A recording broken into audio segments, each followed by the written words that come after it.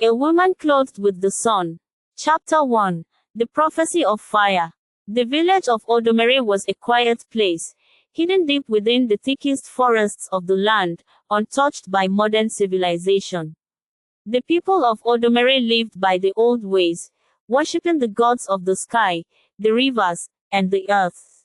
But among the many stories told around the village fires at night, one story chilled the bones of even the bravest warriors. It was the tale of the woman clothed with the sun, a being of terrifying power, caused to walk the earth as a harbinger of doom. They said she was not born of man or woman but was created from fire itself.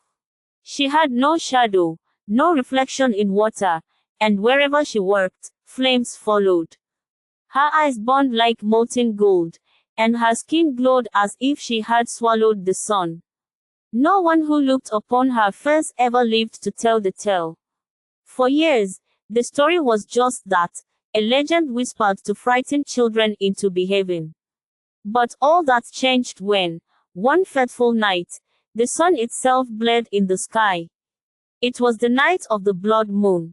The elders knew what it meant. The prophecy is real, whispered Mama Eke, the oldest woman in the village, her voice trembling. She is coming. Chapter 2.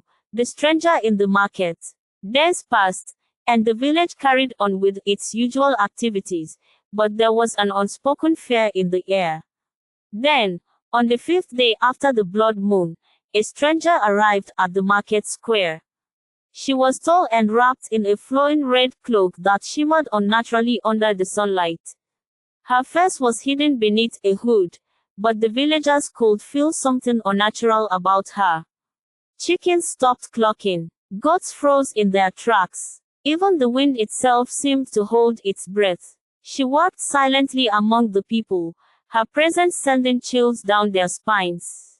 Then she spoke, her voice echoing as if it came from deep within the earth. "Where is your king?" The chief of Odomere, a proud man named Oba Azuka, stepped forward. "Who are you, and what do you seek?" The woman slowly pulled back her hood.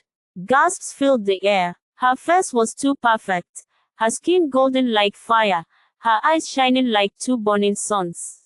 The chief staggered back, his voice cracked. "It cannot be." "The woman clothed with the sun," whispered a young girl, her voice barely audible. The market erupted into chaos. People ran, screaming. Mothers clutched their children and fled. But the woman did not move. She only watched as the village descended into terror. Then she spoke again, her voice calm, yet filled with something ancient and powerful. "I have come for what was promised." The chief's face went pale. He knew exactly what she meant. Chapter 3.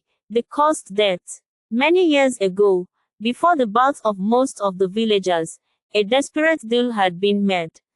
The former chief, Oba Azuka's own father, had sought power beyond human comprehension.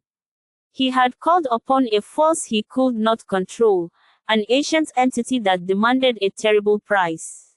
A firstborn child, the entity had whispered in his dreams, one born under the blood moon. The chief had agreed, thinking he would never have such a child.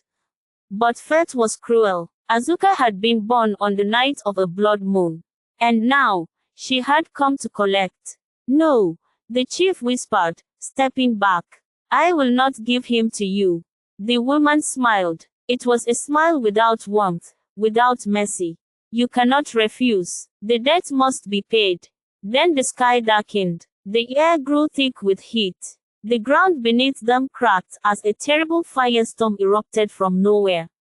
Screams filled the air as the marketplace burst into flames. The woman clothed with the sun was not human. She was something far worse. Chapter 4. The Burning Village. Flames spread like a living thing, devouring everything in their paths.